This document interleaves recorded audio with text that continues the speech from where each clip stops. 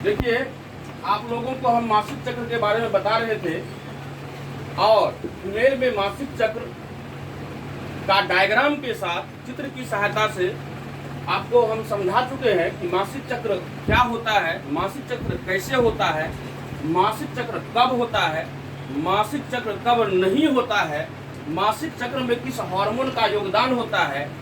ये सारी बातों पर हम चर्चा कर चुके हैं।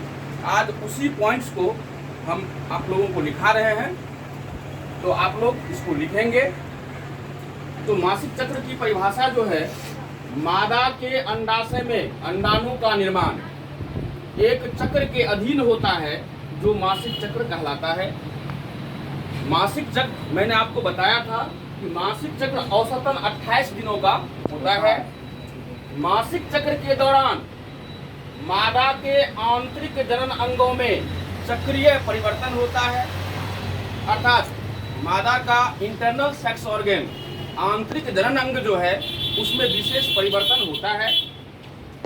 मासिक चक्र का प्रारंभ होना अंडाशय में अंडाणु के निर्माण का संकेत है। मतलब मासिक चक्र प्रारंभ हो गया तो आप समझिए कि मादा के शरीर में अंडाणु का निर्माण भी जो है प्रारंभ हो चुका है।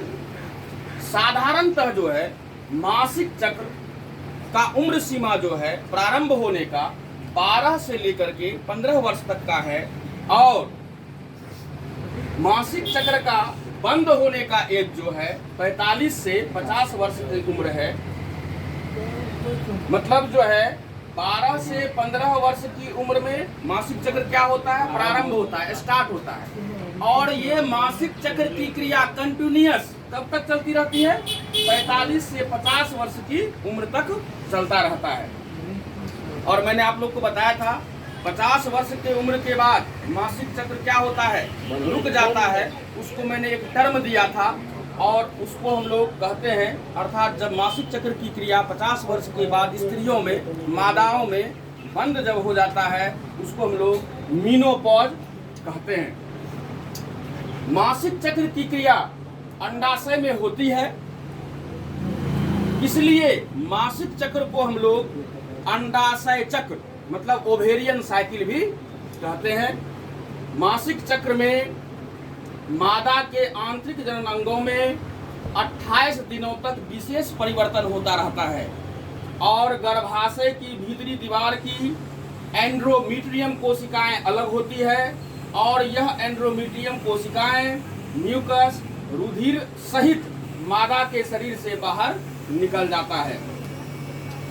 पुनः अगले 28 दिनों में, अर्थात ऋतुस्राव होने के बाद पुनः अगले 28 दिनों में जो एंड्रोमीट्रियम का स्तर बर्बाद हुआ था, डिसइंटीग्रेट हुआ था, विघटित हुआ था, डिसोसिएट हुआ था, वह जो है पुनः अगले 28 दिन में जो है गर्भाशय का आंतरिक दीवार एंड्रोमीट्रियम का पुनर्निर्माण, रिफॉर्मेशन हो जाता है।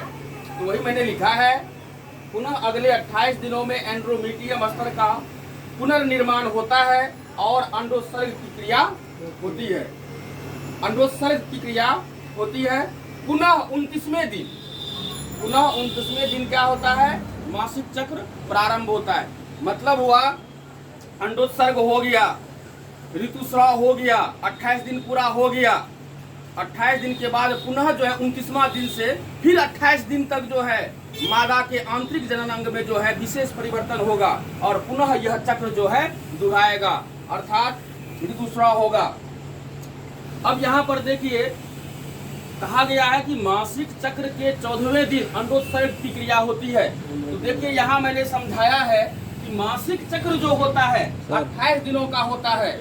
मासिक चक्र जो होता है वो 28 दिनों का होता है। तो मासिक चक्र 28 दिन का होता है। मान लीजिए पहला दिन, दूसरा, तीसरा से लेके 14वां दिन, 28वां दिन। अब यहाँ पर समझिए कि पहला दिन से 14वां दिन तक, 14वें दिन क्या होता है, अंडाशय से अंडाणु जो है रिलीज हो जाता है, मुक्त हो जाता है, अर्थात अंडोत्सर्ग की क्रिया हो जाती है। इसके बाद जो है अंडोत्सर्ग के होने के बाद आपको मैंने बताया था कि पुटक कोशिकाएं जो होता है अंडाशय के अंदर, वो पीली संरचना में बदल जाता है, जिसको मैंने कॉर्पस ल्यूटियम कहा था। तो वो कॉर्पस ल्यूटियम क्या होता है, वो कॉर्पस ल्यूटियम क्या होता है, प्रोजेस्टेरोन हार्मोन को स्रावित करता है। लेकिन अंडाणु का जब निषेचन नहीं होता है, अंडाणु का जब निषेचन नहीं होता है, अंडाणु का निषेचन नहीं होगा तो क्या होगा, यहाँ पर मैंने बताया है कि अंडाणु का जब निषेचन नहीं होता है तो कॉर्पस ल्यूटियम जो है कॉर्पस एल्बिकेंस में परिवर्तित हो जाता है और स्ट्रोमा द्वारा अवशोषित हो जाता है। अर्थात कॉर्पस ल्यूटियम रहता ही नहीं है, प्रोजेस्टेरोन हार्मोन स्रावित होता ही नहीं है और गर्भाशय का आंतरिक दीवार जो होता है एंड्रोमीटियम वो विघटित हो जाती है और उसकी विघटित कोशिकाएं म्यूकस उदर के साथ जो है मादा के शरीर के योनि छिद्र द्वारा जो है बाहर निकल जाता है, जिसको मैंने ऋतुस्राव कहा था। तो ये बात हुई जब अंडाणु का निषेचन नहीं होता है, तब जो है आपको 28वां दिन जो है क्या होता है, ऋतुस्राव हो जाता है। मतलब समझिए 14वां दिन अंडोत्सर्ग और 28वां दिन ऋतुस्राव। फिर 29वां दिन जो होगा, फिर जो है मादा के शरीर में क्या होता है, आंतरिक जननांग में परिवर्तन होना प्रारंभ हो जाता है, अर्थात मासिक चक्र की क्रिया पुनः प्रारंभ हो जाती है। अब एक कंडीशन होता है कि अगर अंडाणु का निषेचन हो जाए तब, इस कंडीशन को भी पूछा जा सकता है। तो समझिए जब अंडाणु का निषेचन हो जाता है तो यहाँ पर जब अंडाणु का निषेचन नहीं हुआ था तब जो है कॉर्पस ल्यूटियम जो है कॉर्पस एल्बिकेंस में बदल गया था, और जब अंडाणु का निषेचन हो जाएगा तो कॉर्पस ल्यूटियम जो है वहां पर रहेगा और उसके द्वारा प्रोजेस्टेरोन हार्मोन स्रावित होगा और वह प्रोजेस्टेरोन हार्मोन के प्रभाव से जो है गर्भाशय का आंतरिक स्तर एंड्रोमीटियम जो है विघटित नहीं होगा, अर्थात प्रोजेस्टेरोन हार्मोन का प्रभाव पड़ेगा एंड्रोमीटियम स्तर पर और उसकी कोशिकाएं विघटित नहीं होगी।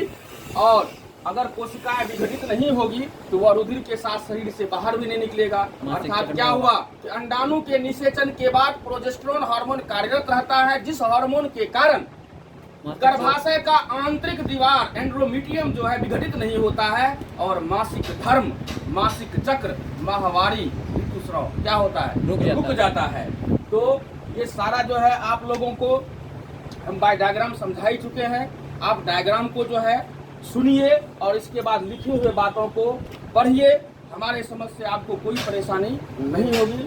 तो आज यही तक, और आज के बाद आप लोगों को नेक्स्ट जो है 21 ऑफ दिस मंथ, इस महीने के 21वीं तारीख को आना है, रोज मंगलवार पड़ता है।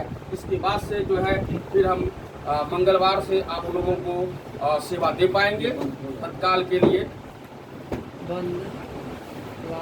Thank you for your presentation inside the class. और आप लोग 21 को आइए, पुनः हम लोग अगले सिलेबस पर बात करेंगे। Thank you sir.